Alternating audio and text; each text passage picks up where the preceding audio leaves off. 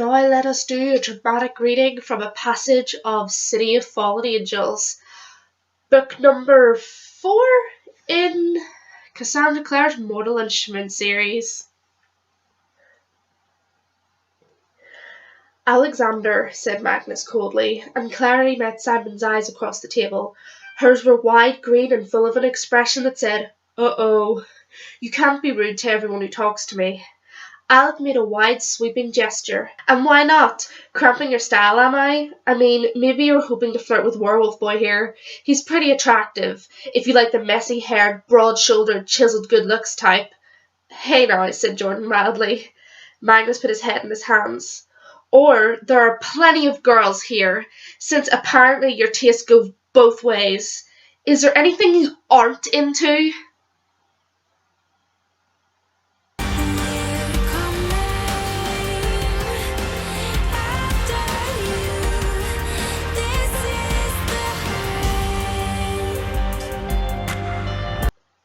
"Good organisation," said Magnus.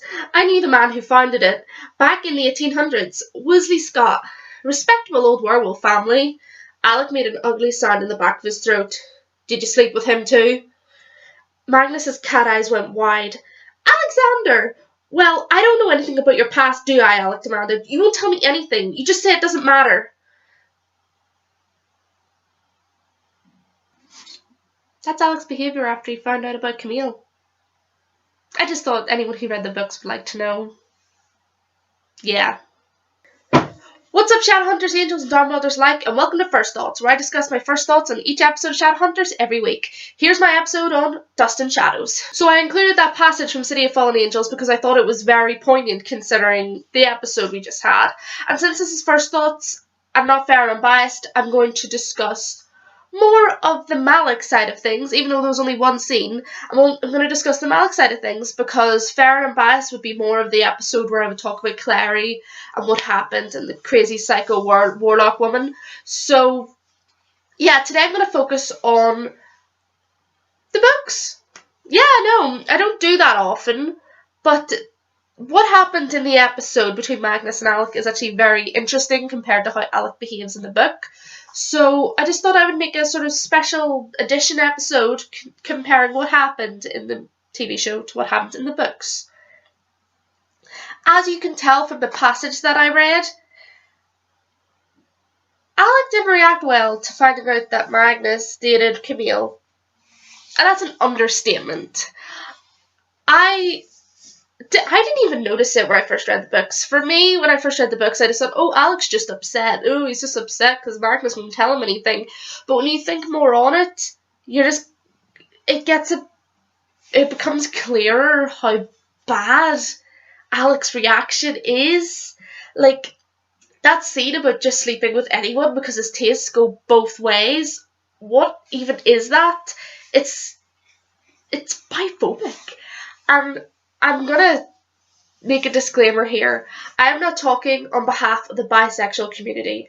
I'm a lesbian. I can't talk on behalf of bisexual people. I'm just talking about how it came off to me and how a lot of people on Tumblr say it came off to them. I know there are plenty of bisexual people who are particularly offended by how Alec behaved. And I know there probably are some that aren't. But this is just how it came off to me. And I want to compare it to what happened in the show. I'm not trying to speak on behalf of a community that I'm not a part of. I'm part of the LGBT community, but I'm not part of the B of that. So I'm just sort of trying to talk about how it came off to me and how it seems to come off to other people as well. Obviously not everyone, because not everyone's going to have the same opinion. This is just how I perceived it. In the show, they have a conversation, Magnus and Alec, and Alec asks about Camille, and Magnus says that he struggled to put Camille into the clave, and because of the history that they had, he was having a hard time. And he said, sorry if that's weird. And Alec said, no, it's not weird. Just say what you think. It's that easy, people. It's that easy. I don't even know where to begin, because I thought it was very obvious from the start of the books that Magnus was bisexual. Maybe that's just me, but I thought that Alec knew that when he started dating him in the books. Apparently not. Apparently Magnus Magnus doesn't tell Alec a lot about his past in the books, and understandably that gets Alec a bit frustrated. But because we can't see their relationship develop because it's never written, it's hard to tell whether they're at that point or not. It's hard to be able to tell how much time passes between these books. They sometimes give a year, and a lot of the time they don't. So it's hard to tell how long Magnus and Alec have been dating, and whether Alec deserves to know about all this yet. It's not exactly something that Magnus can just gush out all at once to a partner. He has to get to know them first. And sure, City of Fallen Angels is the 4th book, so they must have been dating for a considerable amount of time before Alec gets upset about Camille. But it still stands that Alec is getting upset about someone that Magnus isn't even dating anymore. And it's okay to get jealous about past relationships. Everyone does it. But judging someone on who they've dated in the past is really, really bad, especially if it depends on their sexual preference. That's the big thing here. Alec isn't just jealous in the books of Camille because Magnus dated him. He's angry in the books because Camille is a woman and Magnus dated her. That's very clear through the since you go both ways, or the go of the wide taste line, or whatever it was that he said. For a book, it's very problematic, especially for a book that prides itself on having this LGBT couple who everyone looks up to, who helped me with my journey to discovering who I am. It's very confusing that there's this line, a couple of lines, where Alec is just blatantly, in my opinion, biphobic to Magnus. And I'm going to go through the excuses that people make, because there's a lot of them. Alec is young in the books. Alec is inexperienced. Alec has never been in a relationship before. Magnus won't tell him anything. All very bad excuses, in my opinion. I'm 18 years old. I am inexperienced. I've never dated anyone in my entire life. I'm not biphobic. I would date someone who's bisexual and recognise that they have dated people of the same or opposite gender in their past. Now, I get it. My situation is a little different from Alec's. I wasn't raised in a homophobic community, but really, when you think about it, being raised in a homophobic community should make Alec more open to accepting people for who they are. He should understand what it's like to be neglected, or feel neglected at least, or feel shunned or unwelcome just because of their sexuality. But instead, he just decides to bash Magnus because he's a bisexual man. And it's confusing as hell. To be fair, City of Fallen Angels was not supposed to exist. The Mortal Instruments trilogy was supposed to be from City of Bones to City of Glass. But for some reason, Cassandra Clare edited the ending of City of Glass just before it was released so that she could get more books out of it. She got 3 more out of the series. And in my opinion, she should have ended it at City of Glass. Fallen Angels, Lost Souls, and Heavenly Fire are crap. I'm sorry, they are. My opinion, people, please don't get your knickers in a twist. You know why I think they're crap? Mainly because the plots get problematic, the actions of the characters get problematic, and Alec, in particular, goes off the wall out of context. He's not himself anymore. Suddenly he's a jealous, bitter partner in a relationship with Magnus who's jealous about every single person who Magnus might have dated in the past. And I'm sorry, I don't care how old he is. In the books, Alec is 18 years old. He, in some countries, is legally an adult. And okay, I get that in America, you're not a legal adult until you're 21, I assume. I think I remember hearing that. That doesn't mean that you're any less wiser than everyone else when you turn 18. And Alec is inexperienced, sure. Does that mean he treats him like trash? No. It's very childish behaviour. And honestly, all of this wouldn't be a problem for me if it turned into a part of Alec's character arc. Maybe it could have been a part of his character arc after City of Glass that he becomes jealous of Magnus's exes. He grows to make irrational actions because of this. And as he realises this, and the thing that happens in City of Lost Souls, I won't spoil it in case I do it in the TV series, happens, and he realises, fuck, I've been behaving like an asshole. And maybe he should apologise. He realises that Magnus doesn't care about his past relationships, he only cares about him now. And if he had apologised, and they had a whole reunion, and they had communication about this whole issue, it could have become part of Alec's character development, that he started off childish, inexperienced, not knowing about bisexuality and stuff like that, and he developed into a person who did. But he doesn't. In the books, this is all just brushed over.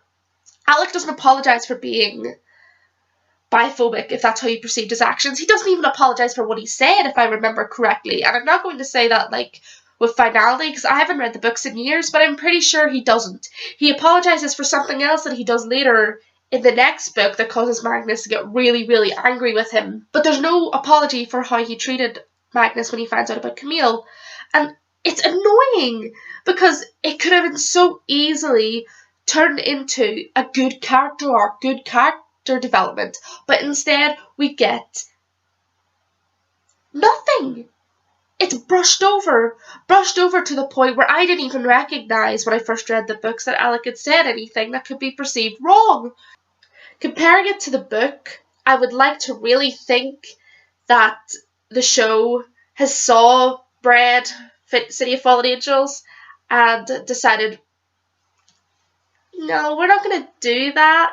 We're just going to have Alec be okay with Magnus and Camille, because that seems very unnecessary. To be fair, I don't think Shadowhunters has the rights to any books beyond City of Glass, so even if they wanted to, they couldn't, which honestly I think is working out for the better, because it would be so awful if the show took down this route, and after getting so many people happy about seeing this representation on the screen of a gay couple between a gay man and a bisexual man, and then suddenly just having Alec in season 2 morph into this asshole who judges Magnus on who he dates in the past, it just wouldn't have worked, and it probably would have destroyed the show. And I think that the showrunners are smart enough to recognise that. We're not getting that biphobia in the show. We're not getting Alec being an asshole in the show. And finally, Magnus and Alec are communicating and having a healthy relationship. You honestly wouldn't think that this is much to ask for, but honest to God, you don't get it in the books. That one simple conversation demolishes every problem that we had in the books towards Alec and his biphobic actions towards Magnus. And it's so good to see, because we don't have to worry about Alec being, like, insecure about how many people Magnus has dated in the past, and hopefully it will focus more in the show about how Magnus doesn't really talk about his past that much to Alec, rather than it being about, you don't talk about your past, you need to tell me about other people you dated, because that's pretty much how it went.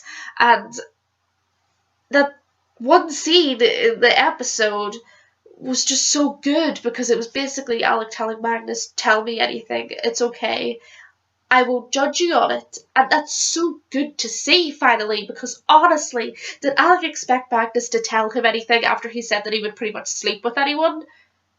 I know he was young, but he's not an idiot. Like, what the hell? I don't understand where that scene in the book was supposed to go or do or achieve. I just don't get it. Finally getting to see Alec being healthy for once. Thank God.